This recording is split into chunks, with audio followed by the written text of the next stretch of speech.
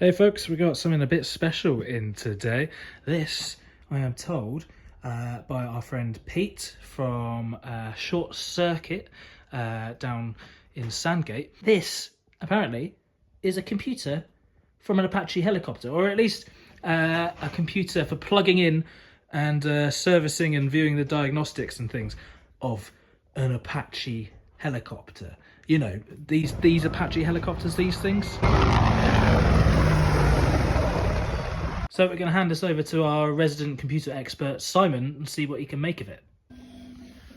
So this one's quite an interesting one. So this is a little military laptop, I believe from the late 90s, and most of the part numbers are saying 98 on them, so that would be about right. But interestingly, I got told it's for hooking up to an Apache helicopter, but it seems to be more of an intelligent terminal you connect to it rather than a full computer. Because here we've got the LCD controller and LVDS board that goes straight to the panel.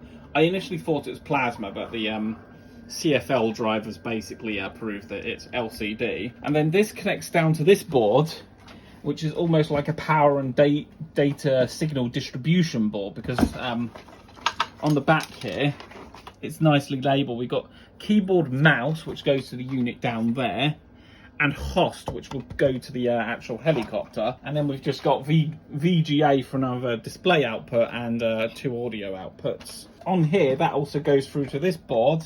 This is just a standard 8-bit microcontroller with analog to digital converter on it. And yeah, that's really all what's in this bit. However, we haven't cracked open the keyboard section yet. So it'll be interesting to see how, well, probably how little actually exists within this. Okay, we've taken the 9,000 screws out. Yeah. Sorry. And as in the most highest end of military hardware, shall we do the reveal, because it's quite entertaining. I mean, I was right.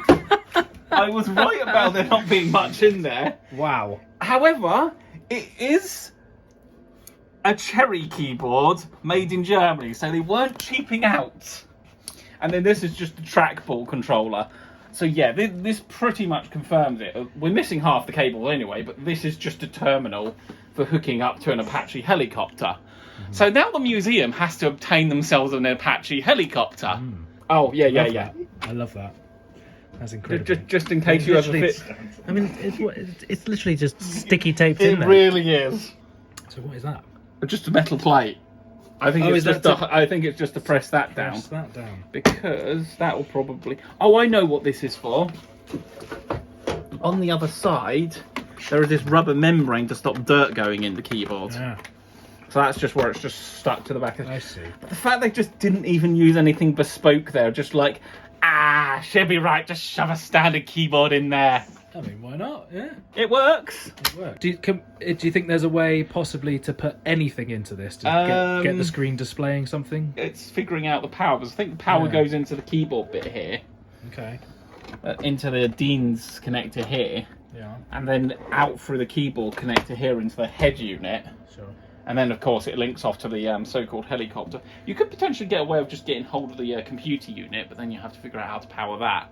Sure. Most aviation stuff is about 115 hertz or something ridiculous like that, 110 volts. 3-phase weird. Yes, because the alternators in jet engines are very, very fast.